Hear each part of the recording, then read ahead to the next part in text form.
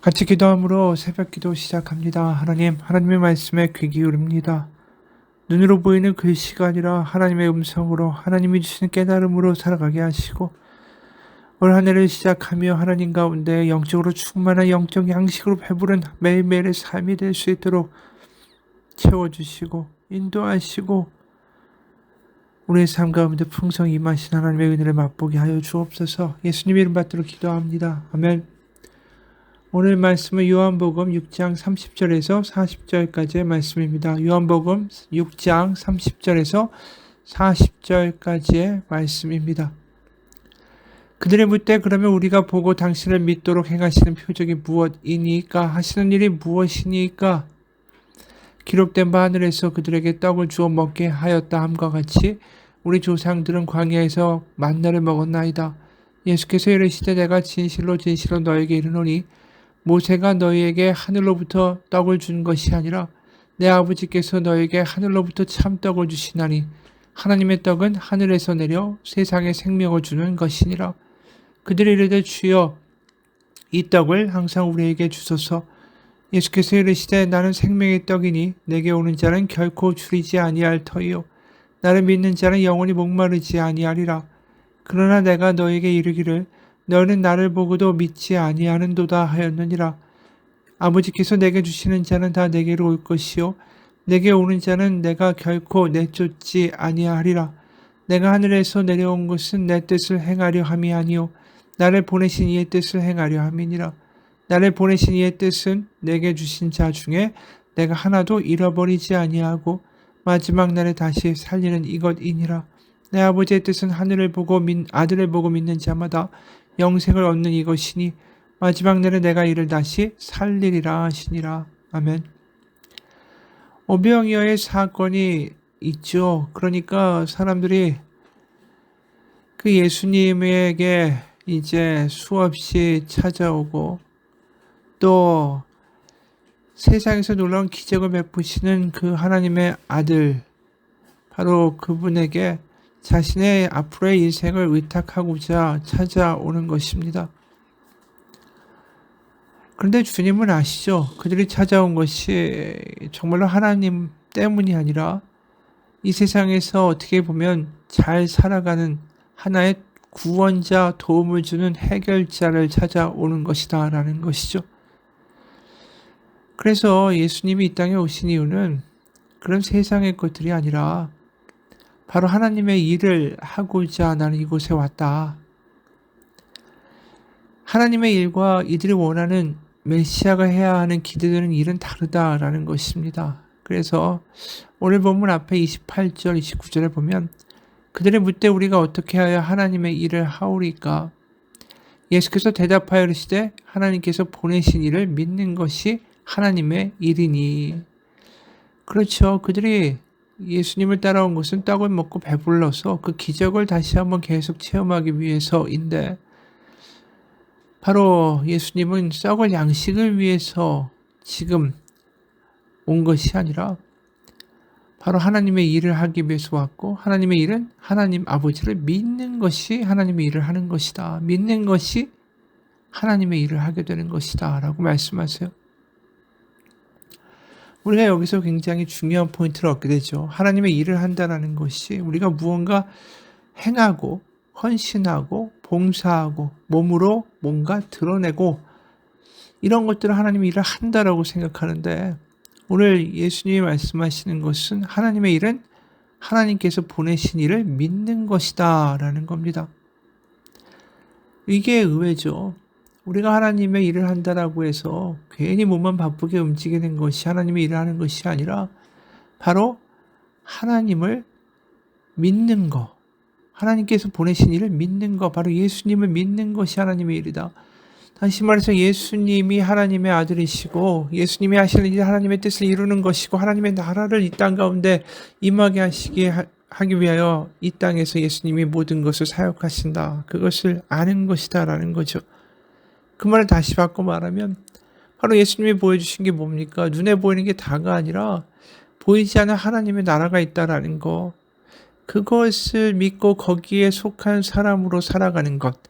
그게 예수님을 따라가는 거고 예수님을 믿는 거고 예수님을 이 땅에 보내신 하나님의 그 목표가 무엇인지를 아는 것이죠. 그래서 예수님을 믿는다, 예수님을 따른다, 예수님의 삶에 포개지는 삶을 살아가게 된다. 다시 말해서 성령에 의해서 예수님처럼 하나님의 나라를 이 땅 가운데에서 살아내는 삶을 살아내는 것, 그게 바로 하나님을 보내신 이를 믿는 것, 그게 하나님의 일을 하는 것이죠. 예수님을 믿는다라는 것은 그냥 내가 예수님 믿었으니까 천국에 가는 입장권을 얻었다라는 차원이 아니라는 겁니다. 요한복음에서 말하는 믿는다라는 것은 바로 우리가 그 앞에서도 왕의 신하가 와서 그 예수님에게 부탁하지 않습니까? 왕의 신하가 그게 자기가 어떻게 보면 로마와 그 헤롯 일가에게 자신의 목숨을 의탁하고 살아가는 사람인데, 그래서 그 반대편에 있는 하나님의 나라를 선언하는 메시아 예수님을 와가지고 아들을 고쳐달라고 이야기하는 것이 얼마나 위험한 일인지 아는데도 불구하고 이 헤롯 왕이 진짜가 아니고 로마가 황제가 진짜가 아니고 진짜 하나님이 보내신 참 하나님의 아들은, 하나님의 나라는 바로 예수님에게 있다. 그래서 자신의 목숨을 걸고 분명하게 그곳에 나온 거 아닙니까? 그러니까 분명한 믿음이라는 거, 다시 말해서 자신의 소속을 분명하게 정하는 것, 그것이 요한복음이 말하는 믿음이라는 거죠. 그래서 오늘도 마찬가지의 이야기예요. 그 믿는다라는 것은 하나님께서 보내신 일을 믿는 것, 하나님의 나라를 믿는 것, 바로 성령으로 하나님의 나라를 위하여 살아가는 예수님의 삶과 동일한 그 길을 따라가는 것, 그게 바로 믿는다라는 것입니다. 우리의 소속이 분명해지고, 그래서 예수님이 우리와 함께 걸어가시고 우리는 예수님과 함께 살아가는 그 삶을 살아가는 것, 그래서 하나님 아버지의 자녀로서 그 가문에 속한 자녀로서의 정체성을 가지고 살아가는 것, 그것이 하나님을 믿는 일이죠. 그러다 보면 어떻게 살게 됩니까? 세상과 다른 반응을 하게 되죠. 눈에 보이는 것이 답이다라고 쫓아가지 않고 때로는 용서하고 손해보는 삶을 살면서도 넉넉하게 느껴지는 삶을 살고, 그래서 무명한 자 같으나 유명한 자고 근심할 것 같은 자지만 근심하지 아니하고 아무것도 없는 자 같지만 모든 것을 가진 자로 살아가는 그 넉넉함, 그래서 황금률의 삶이 이루어지는 삶, 그래서 남한테 받기를 대접받기 원하는 대로 다른 이를 대접해 줄 수 있는 그 넉넉함이 있는 삶을 살아가는 거, 그게 결국 예수님이 이 땅 가운데 우리를 부르신 이유라는 거죠. 그래서 화평하게 하는 자가 결국 무엇이냐, 그냥 서로 간의 싸움을 없애는 자가 아니라 올해 처음 설교에도 이야기했듯이 그 한쪽 뺨을 맞으면 나머지 뺨도 내밀고 오리를 억지로 가게 하면 심리를 갖춘다고 하고 겉옷을 뺐으면 속옷까지 벗어주겠다고 하고, 그러니까 세상에서 볼 때는 저 사람 왜 저래? 저 믿는 구석이 있는 건가? 어떻게 저렇게 반응할 수 있지? 세상 사람들을 당혹하게 만드는 사람들. 그래서 화평이라는 하나님의 샬롬, 하나님의 나라가 이 땅 가운데 왔다라는 것을 세상 가운데 보여주는 이 빛과 같은 존재가 되는 사람들, 그게 결국 하나님이 원하시는 하나님의 나라를 살아가는 자녀들의 모습이라는 거죠. 그래서 실제로 이 초대교회 카타콤이라고 이 무덤에서 교회를 하고 예배를 하고 그러지 않았습니까? 박해를 피해서 지하의 카타콤에서. 근데 그 카타콤에서 예배할 때마다 이들은 분명히 알죠. 저기는 해골들, 죽음, 시체, 이게 끝이 아니라 결국은 부활하고 할 것이고 결국 세상에 보이지 않는 영생의 나라에 우리는 들어갈 것이다라는 것을 매일매일 기억하고 고백하고 사니까 그 카타콤에서 죽음과 부활이라는 것을 매일 기억하는 예배를 드리는 사람들은 세상에서 어떻게 살겠어요? 눈에 보이는 것에 일희일비하지 않겠죠. 다르게 보는 눈이 생기지 않겠어요? 그래서 예수님이 사마리아 여인에게도 가신 이유가 뭡니까? 목마르지 않는 영원한 생수를 주겠다. 네가 그것을 먹으면 다른 것을 보고 다른 것을 느끼고 다르게 살아가게 될 것이다. 그러니까 와보라라고 그 수치의 물동이를 놔두고 세상 밖으로 마을로 뛰어내려가는 거 아닙니까? 예수님이 요한복음 7장에도 목마른 자는 오라고, 그럼 뱃속에 생수의 강이 나을 거라고, 그러면 다르게 보고 다르게 생각하고 다른 것을 꿈꾸며 살게 될 것이라고. 그래서 오늘 예수님도 35절에 너희가 그 오병이어의 기적을 바랬지만 너희가 원해야 될 것은 썩을 양식이 아니라는 거죠. 35절에 예수께서 이르시되 나는 생명의 떡이니 내게 오는 자는 결코 줄이지 아니할 것이요 나를 믿는 자는 영원히 목마르지 아니하리라. 그러니까 생수가 날 것이다. 이 생명의 떡을 먹으면 영원히 줄이지 않을 것이다. 결국 다 이 목표는 성령, 하나님의 영으로 충만해져서 눈에 보이는 것이 다가 아니다라는 것을 깨닫게 되는 영안이 열리는 것. 그것이 너에게 필요한 것이지. 수가성 여인에게도 지금 우물물 푸는 게 이 우물물을 가지고 가는 게 전부가 아니라고 이야기하시는 거고, 오병이어를 보고 찾아오는 이들에게도 너희가 이 썩을 양식을 구하는 게 다가 아니라고. 영원한 생수가 있고 생명의 떡이 있고 다른 것이 있다. 다른 것을 구해야 한다. 그리고 그 다른 것을 매일 먹고 살아갈 때 너는 이 세상에서 더 이상 똑같은 방식으로 살아갈 수 없게 될 것이다 라고 말씀하시는 거죠. 그렇습니다. 우리가 매일마다 생명의 떡 예수님을 먹고 또 성령 생수를 마시면서 매일마다 우리는 뭘 경험하게 됩니까? 우리의 근시안적인 생각과 판단과 비교와 질투와 두려움이 얼마나 이게 의미 없는 것인가를 깨닫게 되는 역사를 경험하죠. 그 말을 사도 바울은 내가 매일 죽노라. 이제 내 안에서 사시는 것은 하나님의 바로 아들의 영이다. 이렇게 말하는 것처럼 매일마다 우리가 먹어야 할 양식이 있고 생수가 있다라는 거죠. 그 말을 히브리서에서는 이렇게 표현합니다. 히브리서 3장 1절 그러므로 함께 하늘의 부르심을 받은 거룩한 형제들아 우리가 믿는 도리의 사도이시며 대제사장이신 예수를 깊이 생각하라. 예수를 깊이 생각하라는 게 뭡니까? 너희가 썩을 양식을 구하지 말고 내가 생명의 떡이다. 나를 먹어라. 나를 바라봐라. 나를 통해 하나님 아버지가 무엇을 이루고자 하시는지를 발견하고 깨달아라. 눈에 보이는 게 다가 아니다. 그게 예수를 깊이 생각하라는 거죠. 매일매일마다 예수님을 깊이 생각한다라는 거. 우리의 삶 속에서 이게 믿는 거죠. 하나님의 성령을 맛보고 눈에 보이는 게 다가 아니다라는 것을 매일마다 기억하고 깨닫고 고백하고 그래서 하나님 아버지가 살아계시며 나를 지키시고 나와 동행하시며 하나님의 선한 뜻을 이룰 것이다 라는 그 믿음 가지고 매일마다 살아가는 것. 그게 하나님의 나라를 살아가는 사람들의 모습 아닙니까? 그게 예수를 깊이 생각하는 사람들의 모습이죠. 그렇습니다. 하나님 앞에 그렇게 배고픔으로 목마름으로 나아가면 예수님에게 허락하셨던 놀라운 성령이 우리 가운데도 임하셔서 예수님이 사셨던 이 땅의 삶을 우리가 살아가도록 우리를 이끌어 가신다라는 거예요. 제가 미국에 있을 때 그 교회에서 청년들이 니카라과에 단기 선교를 갔습니다. 거기 한 자매가 이런 얘기를 해요. 사역지에 도착해서 모두 다 즐겁게 앞에서 찬양하고 율동하는데 몇몇 아이들이 뒤에서 팔짱만 키고 빤히 쳐다만 보기만 했다라는 거예요. 약간의 적개심도 보였다라는 겁니다.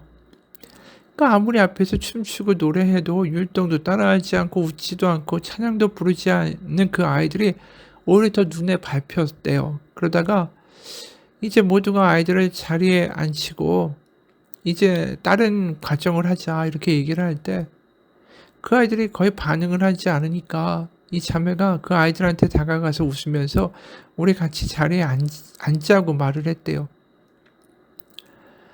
그러면서 순간 그 아이들을 바라보는데 예수님의 마음이 떠오르더라는 거죠. 그 아이들을 혼내거나 소리 지르거나 왜 따라하지 않느냐고 하는 게 아니라 그 아이들의 마음이 보이더라는 거예요. 그러면서 이 잘 하지도 못하는 스페인어를 가지고 아이들한테 다가가려고 할 때 아이들이 막 웃더라는 거죠. 그러면서 떠날 때, 들었을 때 아마 하나님은 너를 사랑해 라는 말을 할 때 이 아이들이 눈물이 흐르더라는 거죠. 왜 그랬을까요? 그 아이들이 자신의 마음을 낯설어하고 거리두고 싶어하고 하지만 한편으로는 저게 뭔지 궁금함도 있던 그 아이들에게 다가가서 그 아이들의 마음을 읽어주고 다가가고 하나님이 너를 사랑한다고 말할 때 이 아이들에게 그 자매의 마음이 와닿은 거 아닙니까? 그때 예수님이 주신 마음으로 그렇게 할 수 있었다라고 이야기하는 거예요. 이 자매가. 그렇죠. 매일마다 우리가 예수를 깊이 생각하고 하나님의 마음이 우리 가운데 있게 되면 우리는 늘 하던 대로 반응하지 않아요. 누군가를 바라보면서 비판하고 너 왜 그래? 지적할 때에 오히려 그들을 향한 뭔가의 안타까움과 긍휼함이 우리 마음 가운데 생겨나게 된다라는 거죠. 우리에게 필요한 건 뭡니까? 그렇기 때문에 생명의 떡이 있어야 되고 생수가 우리 가운데 있어야 되죠. 그럴 때마다 우리는 다르게 반응하게 되고 다르게 살아가게 되고 그러면서 감동이 있는 삶을 살게 되는 거 아닙니까? 늘 말하던 대로 말하고 늘 비판하는 대로 비판하고 그러면서 남편과 아내와 자식과 주변의 사람들에게 똑같이 살아가는 인생이 아니라 매일마다 생수의 강을 우리가 경험하고 매일마다 주시는 생명의 떡을 먹으면서 우리가 다르게 반응할 수 있는 사람이 될 때 우리를 통하여 하나님의 나라가 우리의 가정에 우리의 일터에 우리 주변 가운데 흘러가기 시작하는 것입니다. 저 사람 저런 상황인데 어떻게 저렇게 반응하지? 몸이 아픈데 뭐가 좋다고 저렇게 웃을까? 손해봤는데 왜 저렇게 씩씩하지? 바로 그게 하나님을 아들을 믿는 믿음이라는 거죠. 그게 하나님의 일을 하는 거예요. 교회에서 봉사를 하고 교회에서 뭐를 하고 내가 교회에서 뭘 했다라는 게 중요한 게 아니라 우리가 가는 곳마다 하나님의 나라, 하나님의 빛이 비추어지게 되는 거 그게 하나님의 일을 하는 겁니다. 어느 목사님이 이런 말을 해요. 저는 고등학교 졸업할 때까지 교회에서 모범 학생이었습니다. 제 친구들의 어머님들은 교회에서 저를 볼 때마다 우리 애하고 정말 친하게 잘 놀아줘라고 말할 정도였죠. 제가 너무 착하니까 교회 학교에서 상이란 상은 다 받았고 신촌 지역의 교회 연합대회에 나가서도 이 기독 학생으로 정말 상 받을 정도로 부족함이 없는 정말 착한 학생이었다라는 거죠. 학교에서 기독 학생 회장으로 활동했고 그래서 고등학교 때부터 쟤는 목사감이라는 이야기를 정말 많이 들었대요. 근데 대학에 진학하면서 든든하던 제 신앙 세계는 얼마 못 가서 와르르 무너지기 시작했습니다. 그렇게 신앙이 좋다던 제가 가라앉기 시작했죠. 학교에 가서 기독교 신앙을 말하는 게 너무나 부끄러웠습니다. 논리적이고 과학적인 이론과 그런 날카로운 질문들을 당해낼 수가 없었죠. 그 철학적인 분석과 논증에 할 말이 없었습니다. 그래서 제가 그동안 쌓아왔던 신앙의 세계는 얼마 못 가서 그대로 허물어지고 말았습니다. 그렇게 무너진 신앙의 폐허 속에서 세월을 아프게 보내던 저한테 사라지지 않고 뚜렷하게 찾아오는 것이 있었습니다. 그것은 전에 제가 하나님과의 교제를 경험했던 일들, 하나님께서 제게 베푸셨던 은혜, 그리고 그 살아계심을 온몸으로 느꼈던 순간순간들, 그런 것들은 아무리 이론이 어떻고 논리가 어떻고 철학이 어떻다 할지라도 부인할 수가 없는 거였습니다. 그런 체험적 신앙 속에서 제가 말씀 가운데 고백하고 경험했던 신앙들, 그것들은 저에게서 사라질 수가 없었던 거죠. 그래서 세상의 많은 이론과 많은 토론과 철학들 속에서 여전히 나는 여호와 하나님이 살아계시고 그 아들 예수 그리스도가 나를 위해 십자가 위에서 죽으셨다는 사실을 고백하는 것, 그것은 저 안에서 죽지 않고 있었습니다. 그렇죠. 우리가 매일마다 하나님의 이 만나, 하나님의 아들이 주시는 이 생명의 떡, 생수의 강을 먹으면서 매일마다 그 감동 가운데 다르게 반응하고 다르게 살아갔던 순간순간들이 쌓이면 그 어떠한 이야기들이나 그 어떠한 궤변들이나 그 어떠한 철학적인 사유, 과학적인 이야기들 세상에 비난이 와도 흔들리지가 않습니다. 다시 말해서 우리가 매일매일 그 생명의 떡을 먹고 생수를 마시면서 매일 삶 속에서 하나님의 나라가 있다라는 것을 경험하고 다르게 반응하는 삶이 쌓여가면 쌓여 갈수록 우리는 그 믿음이 더 단단해지는 거예요. 그래서 더 이상 세상의 것들 가운데 흔들리지 않는 단단한 믿음이 됩니다. 매일마다 생명의 떡을 먹고 생수를 먹고 예수를 깊이 생각하며 우리의 눈이 뜨여서 다르게 반응하는 삶을 사는 것. 그게 하루하루 쌓여갈 때 우리의 믿음은 더 깊어지는 거죠. 40절에 내 아버지의 뜻은 아들을 보고 믿는 자마다 영생을 얻는 이것이니 마지막 날에 내가 이를 다시 살리리라 하시니라. 그러니까 아버지의 뜻과 계획은 예수님을 믿고 그래서 눈에 보이는 게 다가 아니다라는 것을 알고 하나님의 아버지가 정말 살아계시고 그래서 다르게 생각하고 다르게 반응하는 매일의 삶을 이 땅 가운데 살아내는 거. 그래서 때로는 하나님의 나라를 살아가면서 손해보고 핍박도 받고 오해도 받고 어려움도 겪지만 결국 그것이 결코 헛되지 않는다라는 것을 마지막 날에 주님께서 증명하시고 보여주시겠다. 그게 바로 40절의 말씀이죠. 여러분, 우리가 가는 길이 결코 이 실패가 아닙니다. 결국 마지막 날에 다 증명될 것입니다. 그리고 마지막 날까지 가는 그 순간순간이 고되고 힘들기만 한 것이 아니라는 거죠. 매일마다 생명의 떡을 먹고 생수를 먹으면서 나 혼자 가는 그 고난의 길이 아니라 어려움의 길이 아니라 오히려 그것이 주님과 함께 가면서 하나님이 정말 살아계시다는 것을 경험하며 기쁨으로 손해도 보고 용서도 하고 나누어 줄 수 있는 은혜의 길이 될 거라고 믿습니다. 같이 기도하겠습니다. 우리가 하나님을 믿는다라는 건 내가 아쉬울 때마다 나의 문제가 해결되기를 간구하는 것이 아닙니다.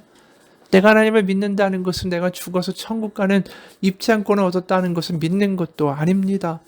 매일마다 생명의 떡을 먹고 생수를 마시면서 우리의 눈이 뜨여서 다르게 보고 다르게 말하고 다르게 살아가는 것이 하나님의 일을 하는 것이고 그것이 하나님을 믿는 것입니다. 오늘도 그렇게 살아가기 원합니다. 그래서 세상에서 볼 때 무명한 자 같으나 유명한 자요 근심할 것 같은 자지만 오히려 근심하지 아니하고 아무것도 없는 자 같지만 모든 것을 가진 자로 살아가는 담대함과 당당함과 자유와 기쁨이 있는 우리의 매일매일의 삶이 되게 하여 주옵소서. 예수님 이름 받들어 기도합니다. 아멘.